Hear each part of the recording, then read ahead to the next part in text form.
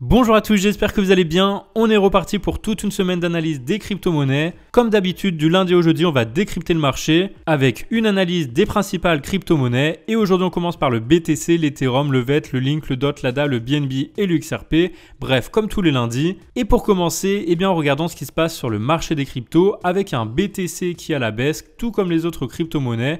Donc le BTC qui reteste actuellement son niveau de support aux alentours des 40 000 $.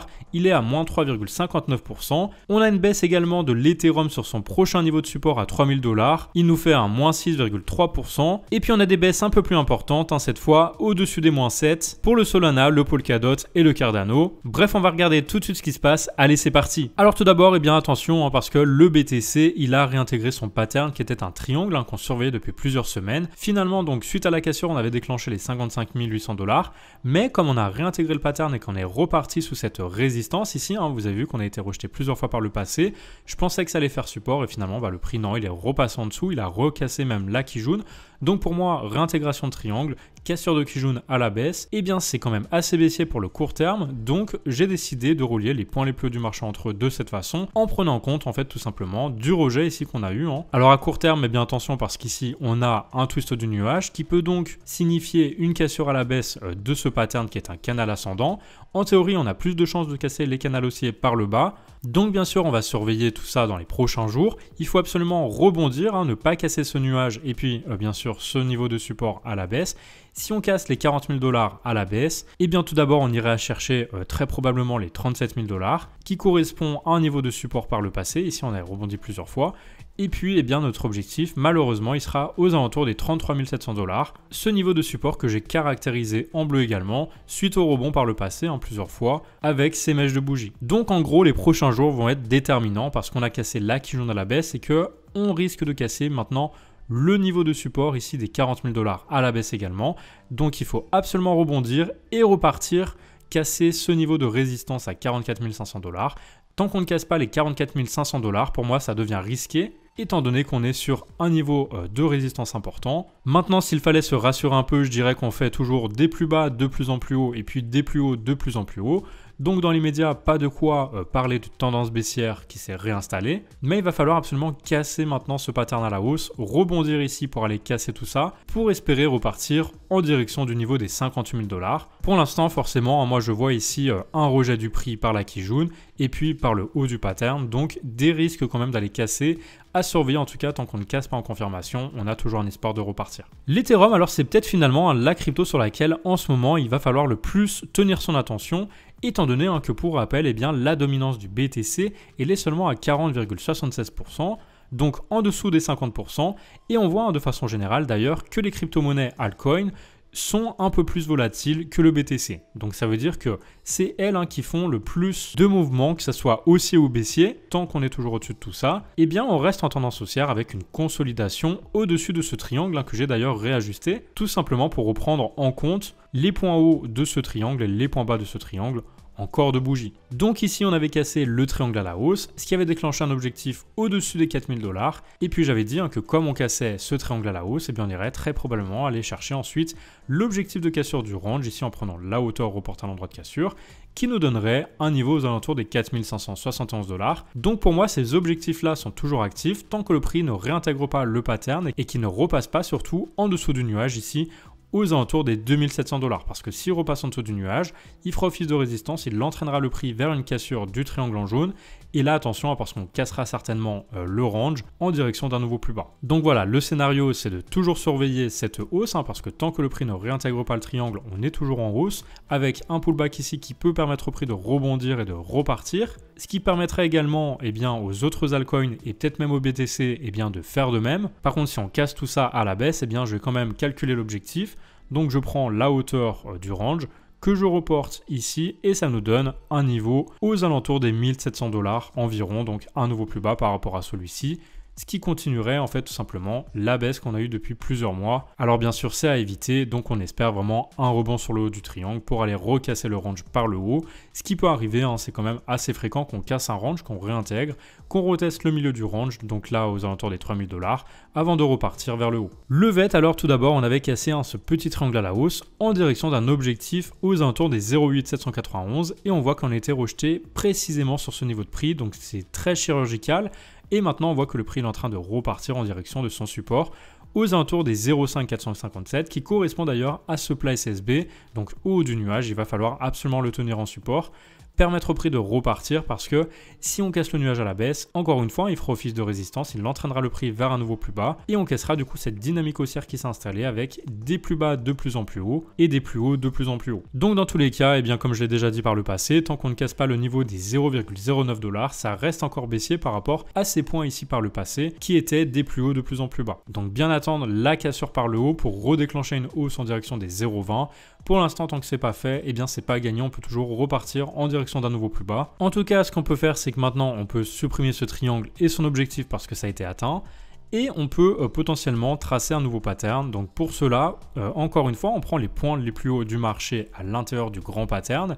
Donc celui-ci et puis celui-ci. On voit qu'on a une tendance haussière qui s'est installée parce que le prix il va de plus en plus haut sur les tops et de plus en plus haut également sur les bottoms. Même si ici c'est pas très flagrant encore, hein, mais voilà, tant qu'on ne fait pas un plus bas par rapport à celui-ci à 0,416, eh bien la tendance elle est haussière ici et on le voit bien d'ailleurs parce que le nuage ici maintenant il est orienté à la hausse et puis il est vert. Seule chose c'est que le prix il est en train de consolider et qu'il faut surveiller, il ne faut absolument pas casser par le bas ce nuage. Donc maintenant ce qu'on peut faire c'est également relier les points bas entre eux et de cette façon ça nous donne un pattern d'élargissement ascendant à angle droit, tout simplement parce que le haut il est ascendant et le bas il est quand même assez stable finalement. Donc tant qu'on ne casse pas le niveau des 0,04416, on peut espérer casser tout ça à la hausse bien sûr, en direction d'ailleurs de notre objectif ici à 0,20 parce que vous voyez que si on prend la hauteur, ça nous donne la cassure tout simplement de ce plus grand pattern en direction de l'objectif ici. Maintenant si on casse par le bas, eh bien on prendra la hauteur du pattern, on reportera l'endroit de cassure et ça nous donnera donc une correction en direction environ des 0,2255. Le Chainlink alors lui il avait cassé ce triangle à la hausse, du coup j'avais dit qu'on irait sans doute chercher le niveau des 19,87, malheureusement c'est arrêté un peu avant aux alentours des 18,39, donc on n'est pas allé complètement chercher notre objectif. Et maintenant le prix il est en train d'être rejeté, il a cassé d'ailleurs Satenkan, Sakijun et maintenant il est en train de retester le bas du nuage.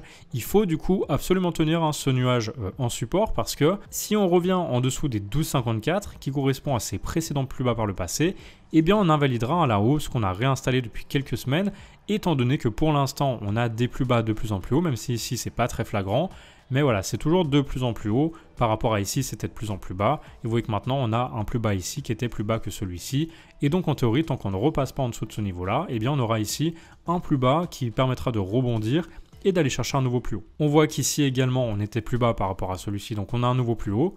Mais on n'a pas de nouveau plus haut par rapport à celui-ci. Pour l'instant, si on veut, on peut prendre en compte ce niveau ici qui a fait office de rejet et donc on aurait un pattern un peu plus grand avec cette fois-ci eh bien un pattern d'élargissement descendant qui est en théorie un pattern de retournement qui permettrait au prix de repartir dans les prochains jours et d'aller chercher un objectif un peu plus haut. Donc tout ça pour dire que tant qu'on reste au-dessus des 12,64, eh bien pour moi on reste quand même avec une target activée à 19,87. Et si on casse par contre cette trendline là, on aura un objectif beaucoup plus grand en prenant la hauteur du pattern reporté à l'endroit de cassure. On ira certainement rechercher un niveau au-dessus des 30 $. Maintenant attention, parce que si on casse ces précédents plus bas, eh bien on cassera un support et on ira chercher très probablement le niveau des 8 $.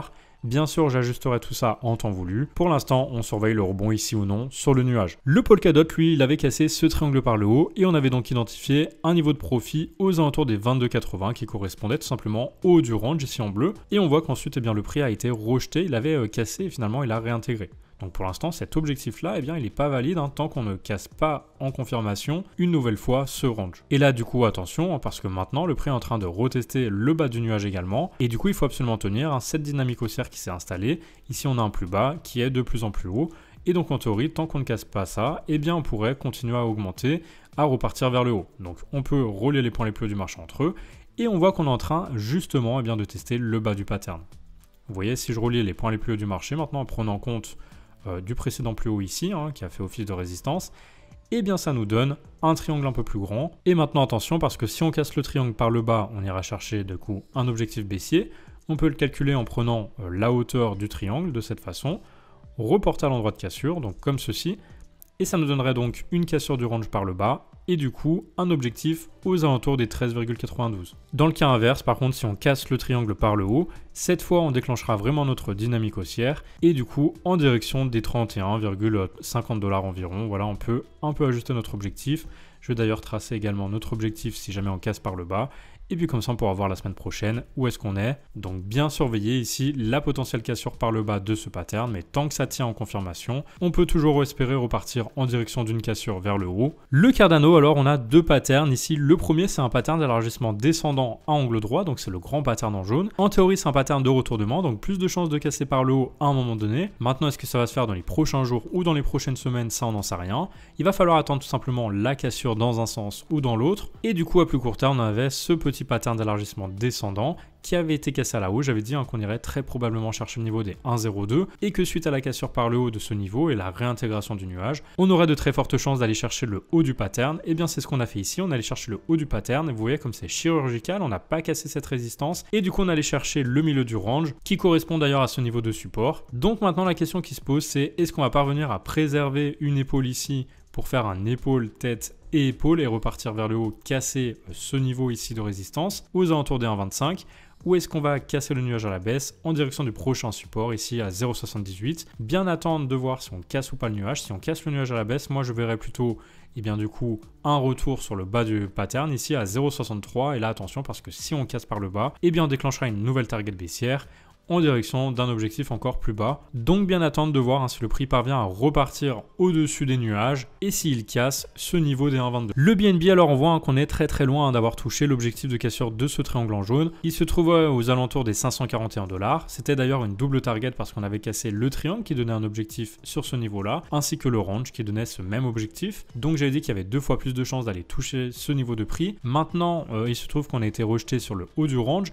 et qu'on est en train de retester le milieu du range à 394 $. On pourrait très bien rebondir sur ce niveau parce qu'on a été rejeté plusieurs fois par le passé. Ici, vous voyez que on a été rejeté ici, ensuite ici, ici et ici. Donc ça fait un niveau de support maintenant puisqu'on est repassé au-dessus.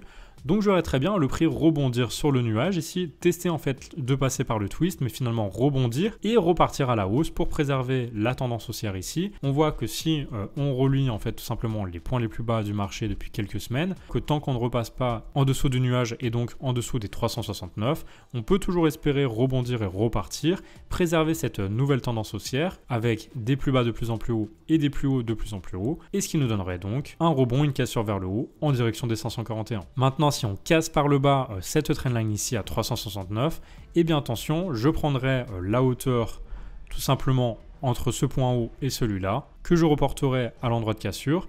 Donc imaginons que ce soit par ici après le twist. Et du coup, ça nous donnerait un retour aux alentours des 310. Donc bien sûr à prendre avec des pincettes parce que tant qu'on reste au-dessus du nuage et de cette trendline là, pour moi l'objectif activé à 541 $ suite à la cassure du triangle en jaune par le haut. Et enfin on termine par le XRP qui évolue depuis plusieurs mois à l'intérieur de ce pattern d'élargissement descendant. J'ai dit qu'il y avait plus de probas de casser par le haut. Maintenant, est-ce que c'est dans les prochains jours ou dans les prochaines semaines?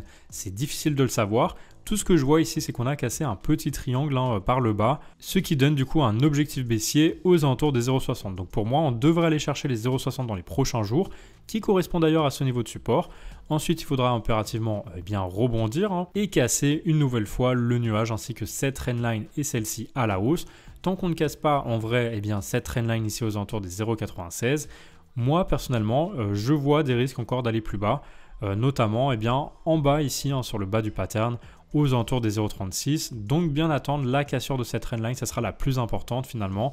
Une fois qu'on aura cassé cette trendline à la hausse, on redéclenchera vraiment une tendance haussière en direction des 1,52 et ensuite pourquoi pas aller encore plus haut. Mais pour l'instant malheureusement, je pense qu'on ira chercher les 0,60. Et voilà, on arrive à la fin de cette vidéo d'analyse. J'espère bien sûr qu'elle vous a plu. Et vous l'avez compris, donc cette semaine, on observe les patterns sur les principales cryptos, étant donné qu'on a touché nos objectifs de prix et qu'en théorie, lorsqu'il y a un take profit, il y a ensuite une correction. Donc pour l'instant, le fait que le prix du BTC soit au-dessus des 40 000 $, ça reste encore rassurant, mais il faudra impérativement surveiller ce niveau de prix parce que si on le casse à la baisse, ça risque d'être plus compliqué et de renvoyer le prix aux alentours des 30 000, 32 000 $. Donc voilà, personnellement, je vais surveiller ces niveaux et pour l'instant, je suis encore, on va dire, dans un état d'esprit où je pense qu'on peut rebondir, que cette correction reste saine. Dans tous les cas, évidemment, comme d'habitude, on va attendre des confirmations pour déclencher des nouvelles targets, que ça soit haussière ou baissière, et on fera le point, bien sûr, dans les prochaines vidéos. Sur ce, si vous avez apprécié cette vidéo, n'hésitez pas à la liker, puis à me rejoindre sur YouTube, sur Twitter et sur Discord. J'essaye également de répondre le plus possible aux messages privés et aux commentaires. Merci évidemment à tous d'être de plus en plus nombreux à me suivre sur mes réseaux. Et sur ce, eh bien, je vous souhaite une très belle fin de journée. Je vous dis à demain pour une nouvelle vidéo.